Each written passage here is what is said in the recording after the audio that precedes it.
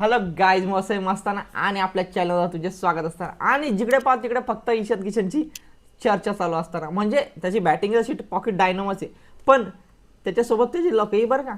लक म्हणजे कसं काय, आता तुम्ही विचारसाल लक कसं काय.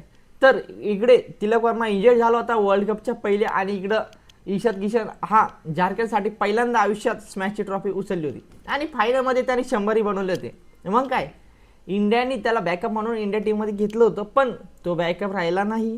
त्याने न्यूझीलंड विरुद्ध सिरीजमध्ये 5 T20 सिरीजमध्ये त्याने 100 मारले, ताबडतोब रनिंग बनवले. मग काय, त्याला इंडियाच्या प्लेइंग इलेव्हन बाहेर कोण काढणार.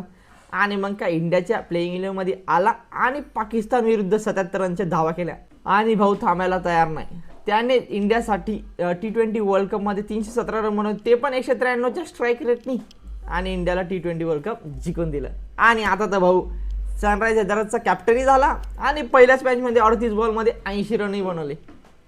ते म्हणतात ना, हार्डवर्क पण पाहिजे, लक पण पाहिजे आणि देवाची साथ पण पाहिजे. आणि जब भी भगवान देता है तो चपड़ फाड़ के देता है.